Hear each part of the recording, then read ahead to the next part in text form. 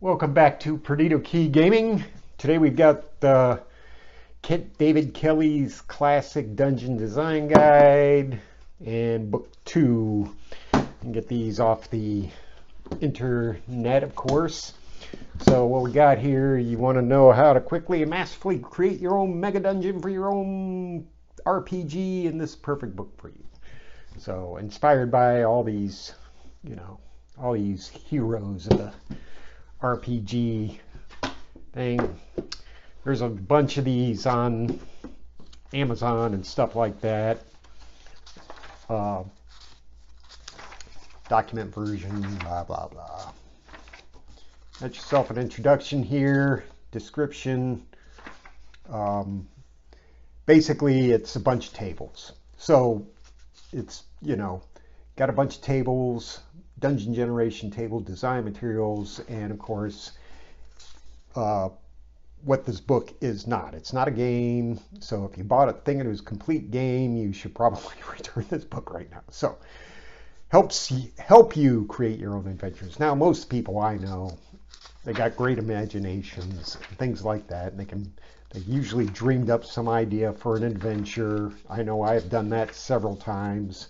Of course, we all use those, the modules from the Dungeons and Dragons modules and the adventures from, Lord of the Rings, from Iron Crown Enterprises and stuff. How to use this book? Yep. This book can never be a replacement for your intelligence. Don't let the dice rule you. Always throw out stupid results, right? So, adventure scenarios,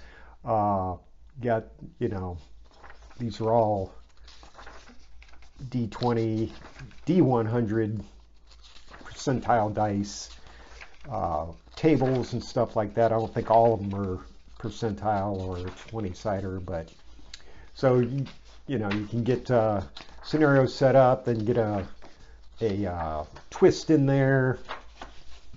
What it turns out, unusual benefactors, a patron, as it were, or somebody shows up just in time to rescue you or, help you out.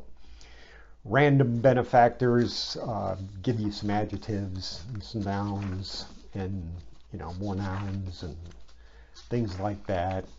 Setting the scene, unusual bases of operation, rumor validity, rumors about the dungeon, a sampling from the rumor mongers, and the way to the dungeon, on your way, what happens, unusual wilderness encounters, lore of Dungeons Deep, how many generations of builders constructed the dungeon, okay. Who are the first builders, creating the dungeon surround, has a shell, an exterior, what it looks like on the outside. And then I think it said, then there's like a description of how to do it, or an example of how to do it. So,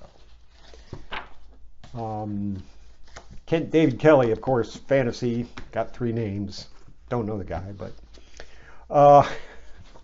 and then even more tables. These are not in table format, but more, just text out. But so you can expand on even. Let's see what it says here. It's got here there be dragons.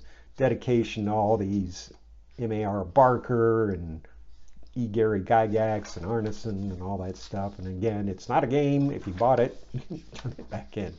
Description, book 1 was only the beginning. So if you're just want to have these on hand, I would say, get them, if they're, I forget how much they were. But, if, just have them on hand. If you, oh man, my adventure needs a little more help, and you can go in there and kind of get an idea, kind of meld it into your dungeon, then mold it how you want it to be, things like that. But again, I think most people probably can come up with ideas on their own, and you all of a sudden something comes to you in a dream, and quick, gotta wake up and write it down before I forget it, type thing. But or daydream. People daydream, on the way to work or something like that. I could do. I could add this. Some people get inspirations from reading fantasy stories or just pure incidents in the real world. They get ideas of how to improve on their adventure or create an adventure, get an idea for an adventure. Anyway, that's all I have for today. Let me know what you think in the comments. Hit like, hit subscribe, and we'll see you the next time.